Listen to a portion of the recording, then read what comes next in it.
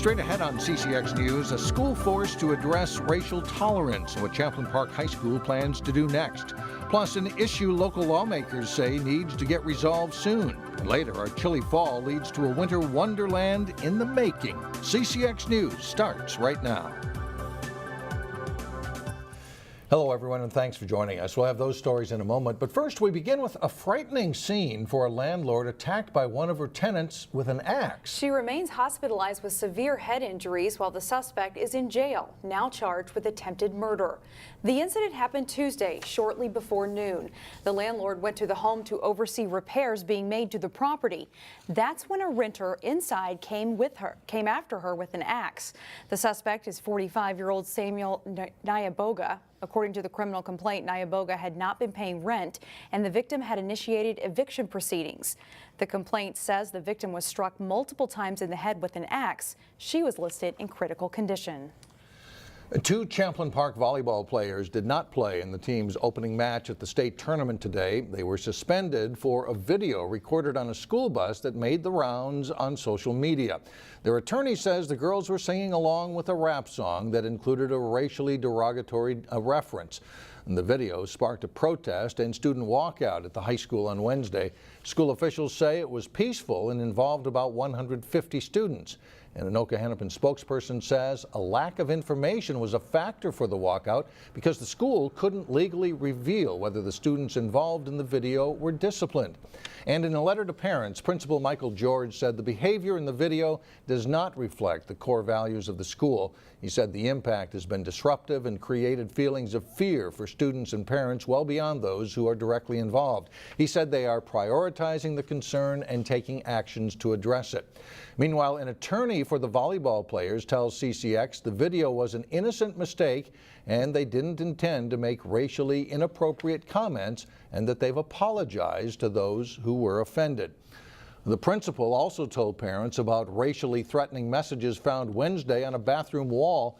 He says school administration is actively investigating. They will also be meeting with student groups to discuss issues of race. A former New Hope city manager who got his start as a New Hope police officer has died at the age of 74. Dan Donahue worked for the city of New Hope for 37 years, including 25 years as city manager. This is video of Donahue back in 2007 when he left the city. Donahue started as a New Hope police officer in 1970. His years as city manager included the merger of the Crystal and New Hope fire departments into the West Metro Fire Rescue District.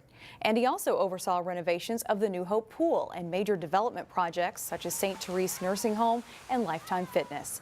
Current city manager Kirk McDonald calls Donahue a forward-thinking leader whose fingerprints are all over New Hope. Buildings were remodeled, and of course the new fire station itself was constructed under his oversight. So he had a tremendous impact, a tremendous positive impact on the city. Donahue finished his career in 2013 as the Corcoran City Administrator. Funeral services will be held Monday morning at St. Austin's Church in Minneapolis. Local lawmakers took on a variety of topics at an event today held by the North Hennepin Area Chamber of Commerce. Among them, Governor Mark Dayton's line item veto last May that denied funding of the Republican-led legislature. The matter is still tied up in the Minnesota Supreme Court. In 241 years in our country and 159 years in our state, this has never been done successfully. If the court acts in a way that sides with the governor, we need to rewrite our Constitution, and it will have a profound impact on every legislative session. I'm more concerned about my staff. They have mortgages, they have families to support. This is their livelihood. As an elected official, I can go out and do something else, but I hope it's resolved soon. It affects more of the 400 or 500 people that work for the legislature. It's partisan staff, it's nonpartisan staff. The people, when you call our offices and ask us questions, we may know a lot, but we don't know everything. And these people that work for us make us look really good. The Senate Majority Leader said this week that the Senate may furlough staff beginning December 1st if the operating budget is not restored. When it comes to voter turnout, Minnesota has a strong track record. So why is that? Minnesota Secretary of State Steve Simon addressed the topic during a visit with the local League of Women Voters chapter in New Hope. Simon believes Minnesota election laws make it as easy as possible for people to get out and vote. In terms of voter turnout, I have to believe that one of the reasons for that is people have a fundamental level of confidence in the system. And I think that's a good thing, and that's gone back decades. Minnesota ranked #1 in the nation for voter turnout during the 2016 election, a year when 45% of eligible voters across the country stayed home. Saturday is Veterans Day, a time to recognize the sacrifices of our military service members. At a private school in Plymouth, students and families honored veterans a little early. Whose broad stripes and bright stars through the perilous fight. West Lutheran High School gave a standing ovation to veterans as they filed into the school's gymnasium. The Veterans Day program included a speech from local Army veteran Tom Warren, who served in Operation Desert Storm in 1990. Warren says it's important to remember the service of our veterans, and a kind sentiment is always appreciated. American veterans aren't going to go out and ask to be thanked. That's just not in their DNA. That's not the way that they're wired. But on Veterans Day, it is our day to feel special. Honoring local veterans is a tradition at West Lutheran in conjunction with the Veterans Day holiday. Still ahead on CCX News, we shine our next school spotlight on Jackson Middle School. Plus, Maple Grove's football team gets set to battle St. Michael Albertville and the Cold 2 in tonight's state playoffs. But first, remaining frigid on Friday with highs in the 20s, but there is a warm-up in sight.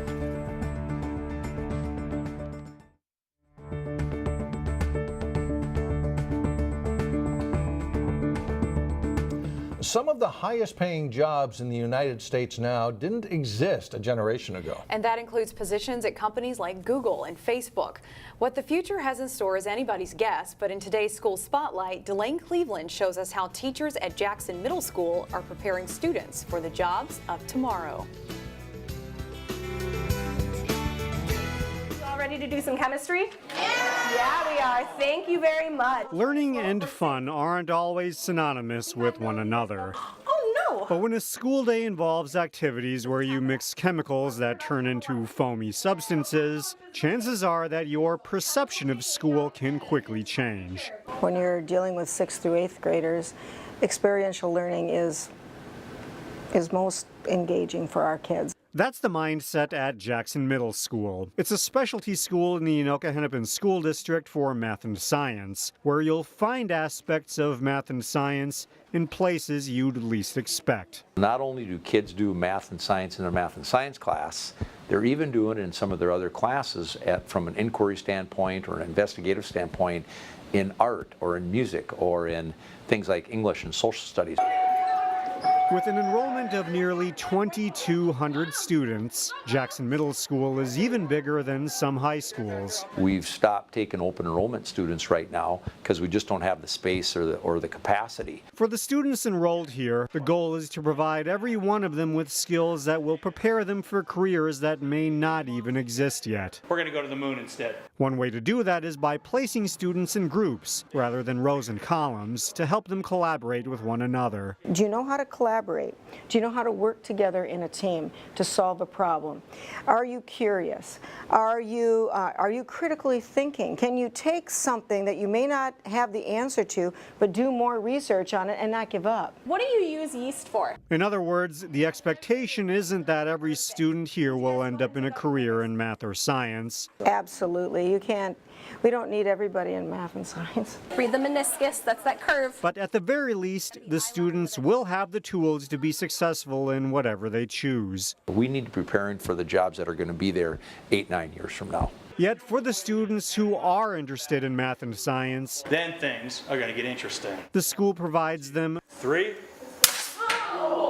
we go. with plenty of resources. Take, for instance, the fact that they have an on-campus observatory that teachers integrate into the curriculum. He can take kids into the classroom, give them a virtual ride in the planetarium to Mars, or Saturn or whatever it is, and then go up into the observatory and actually see the actual planets that they just got done talking about and engaged in. It's a school with endless learning possibilities that will help students as they transition to high school and beyond. That's what our teachers do, and they do it really well at Jackson Middle School. At Jackson Middle School, Delane Cleveland, CCX News. One of the challenges of a school with nearly 2,200 students is trying to make the students feel connected. But Jackson Middle School has a variety of after-school activities students can join to help them meet classmates with similar interests. You might have seen a few snowflakes outside earlier today, but that's nothing compared to the amount of snow you'll see later in the show. We'll explain coming up. But first, it was a good day to be indoors. Highlights from the quarterfinal round of the Class 3A volleyball tournament. John Jacobson is in next.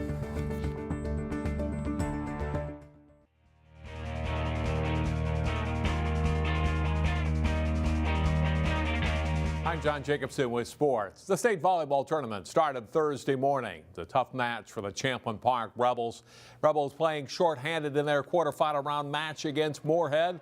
And the Spuds get off to a good start. Brooke Carney gets the kill. They take the first set 25-18. Champlin Park, though, settles down. Sammy Hilly pounds it home off the Izzy Ashburn set. Rebels take the second set easily, 25-14. And they prevail in the third set, too.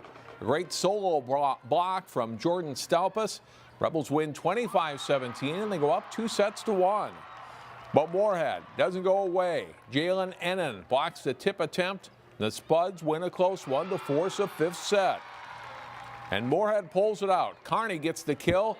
The Rebels lose a heartbreaker. Champlin Park will play Stillwater now in the consolation semifinals Friday at 11. I was really proud of the way that we stepped into our new roles and everybody stepped up to their position. Some people led a little bit more than usual, and it was really exciting to see everybody just kind of grow into what we had today. 3A quarterfinals, Hopkins beating Prior Lake. Karen Lee sets it right side to Jane Nelson for the hit for Hopkins, but they trail 10-5 in the opening set. Prior Lake goes outside to Emma Brostrom for the kill, and they hold off a Hopkins rally to win 25-22 in the first. To set two, some great defense here as both teams get outstanding digs on this play before Prior Lake. Sydney Trees gets up for a big block. An emotional point for the Lakers, and they are up 12-7. Kayla Bear makes a pass and then gets it right back with a hammer as Prior Lake exploits the middle, and they win the second set 25-20. In the third, Lee sets it back row to Anna Erickson for the nice down ball for the kill. Another close set, but the Royals are swept. They'll play Forest Lake in consolation play Friday morning at 9. It's the last week of outdoor football in Minnesota. There won't be snow tonight, but plenty of cold weather as the last remaining local team looks to advance to the indoors. The Maple Grove football team is getting some good practicing in this week on their game field. Happy to have qualified yet again for the state Class 6A playoffs. The Crimson beat Roseville in the snow last week with running back Evan Hull rushing for 4 touchdowns and nearly 400 yards. Maple Grove faces 9-1 St. Michael Albertville. The Knights have been tough to run against, making tonight a challenge for the Crimson. They're a great team. They just moved up to 6A this year, so we're excited to see how they are. And we haven't played a lot of teams that they have, so it's interesting to see. It's a different matchup than we're used to, but I think they'll be a really good test for us. I love how they play. They play physical, fast, they're well coached. They remind me, this is a very good compliment because they remind me a lot of Prior Lake. I think they're very, very similar. They play great defense, run the ball really well, creative with their play action, get people in bad spots out. They just do things the right way. So, and have a great community with great enthusiasm. So it's going to be a really, really fun game. And they're rated 3rd in the state for a reason. They're worthy. Maple Grove looks to be the toughest team that STMA has faced all season. Knights do feature a talented senior class and a belief that their season can continue to U.S. Bank Stadium in the state semifinals next week. I live in St. Michael, so I know very well about this group, and this senior class, since they were in 6th grade, people have been talking about, wow, this is a great group, and so this is a good bunch of kids that have been dominant for a long time, and so they're going to be formidable. The Crimson, though, is playing well and think they will be one of Class 6A's Final Four next week in Minneapolis. Maple Grove and St. Michael Albertville kick off at 7 o'clock tonight, Thursday, at Park Center High School. The Minnesota State High School League does not allow us to telecast or webcast the game live, and it has set restrictions on when we can play it back. So you can see it Saturday morning at 7 and Sunday at 10 a.m. and 4 p.m. on CCX channels 7, 99, and 12, and online at ccxmedia.org. Shannon and Mike, back to you. All right. Well, there may not be snow on football fields, but still ahead, we'll show you the place where the snow is piling up. We'll take you there up next.